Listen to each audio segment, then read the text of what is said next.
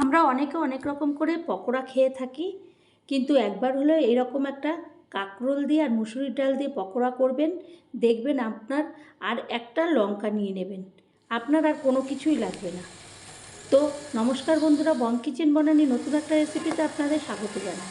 আমি আজকে যে রেসিপিটি করব সেটি হলো কাঁকরোল দিয়ে একটা পকোড়া। তার জন্য আমি কাঁকরোলগুলোকে ভালো করে ধুয়ে অর্ধেক করে কেটে নিয়ে, আর এদিকে একটা আমি থালার মধ্যে বা একটা বাটির মধ্যে ওই কাঁকরোলগুলোকে সিদ্ধ বসিয়ে দেবো, দিয়ে দেবো লবণ। তা কাঁকরোলগুলো সিদ্ধ হতে থাকবে। এদিকে আমি মুসুরির ডালটাকে শুকনো অবস্থায় ভালো করে ধুয়ে নিয়ে একদম শুকনো আমি ওটাকে একদম মিহি একটা পেস্ট করব। তা আমি আগের থেকে জলে ভিজাইনি, ভিজিয়ে আমি পেস্ট করিনি, আমি শুকনো পেস্ট করলাম। এক নতুন ধরনের, বেশ খেতেও ভালো লাগবে।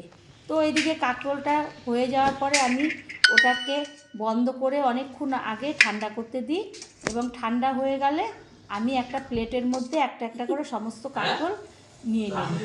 আর ঠান্ডা হয়ে গেছে সেহেতু আমি ওই একটা চামচ দিয়ে কাঁকরোলের ভেতরে যে দানাগুলো থাকে সেইগুলোকে পুরো সমস্ত দানাগুলোকে আমি তুলে নিয়ে ও একদম পুরো ফাঁকা করে সুন্দর ওর মধ্যে পুর ভরবো।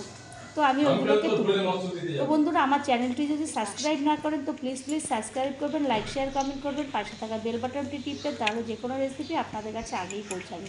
তো এই করতে করতে আমি সমস্ত কাঁকরোলগুলোকে ভেতরের দানাগুলোকে একদম বের করে পরিষ্কার করে রেখেছি। এদিকে যে আমি মুসুরির ডালটাকে পেস্ট করেছিলাম তার মধ্যে দিয়ে দেব হলুদের গুঁড়ো, লঙ্কার গুঁড়ো, চিনি আর লবণ। চিনি না দিলে একদমই টেস্ট আসবে না, একটা খাড়খাড়ের মতো লাগবে। তো আমি ওইগুলো শুকনো মশলাগুলোকে দিয়ে প্রথমে ডালের সঙ্গে ভালো করে মিশিয়ে নেব সমস্ত মশলা। না হলে জল দিলে এদিকেরটা ওদিকে অতটা মিশবে না, এর জন্য মিহিভাবে শুকনোভাবে করে নিলাম। তারপরে দিয়ে দিলাম ধনেপাতা কুচি, পেঁয়াজ কুচি আর কাঁচা লঙ্কা কুচি দিয়ে সেটাকেও শুকনো অবস্থায় ভালো করে মিশিয়ে নিলাম একটা চামচ দিয়ে। এরপরে অল্প অল্প জল দেব, দিয়ে আমি ওই মুসুরির ডালটাকে, যে শুকনো মুসুরির ডাল করেছিলাম সেটাকে আমি পুরো ফেটাতে থাকবো। ফেটাতে ফেটাতে যখন একটা কালার হালকা হয়ে আসবে তখন বুঝবো আমার এই মুসুরির ডাল যে আমি করছি, মুসুরির ডালের যে ব্যাটারটা করব সেটা একদম তৈরি হয়ে গেছে। ওটা একটা হালকা হয়ে আসবে ঘনত্বটা। এদিকে আমি একটা কড়াই বসিয়েছিলাম আগের থেকেই, আর তার মধ্যে আমি সর্ষের তেল গরম করতে বসিয়েছিলাম।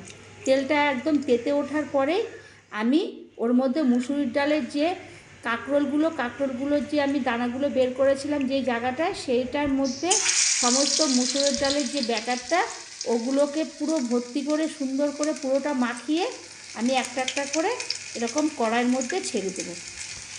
ওপরে নিচে সমস্তগুলোর মধ্যে আর যে ফাঁকা জায়গা তার মধ্যে ভর্তি করে দিয়ে সমস্তটা আমি এইভাবে একটা একটা করে, আর আমি আঁচটাকে মিডিয়াম রাখবো, তাহলে ভেতরটাও ভালোভাবে সিদ্ধ হয়ে যাবে আর সুন্দর হয়ে যাবে। এইভাবে সমস্ত আমি উল্টে পাল্টে এক একটা করে এরকম পকোড়া বানিয়ে নেব। তো বন্ধুরা, অনেকে অনেক রকম করে আমরা পকোড়া করে থাকি। একবার এই রকম কাঁকরোল মুসুরির ডালের পকোড়া করবেন, আপনি গরম ভাত নিয়ে আপনার বাড়ির সকলে দেখবেন সেদিন একটু বেশি ভাত খাবে। আর একটা লঙ্কা নিয়ে পুরো ভাত তারা থালা পরিষ্কার করে দেবে এই পকোড়া দিয়ে।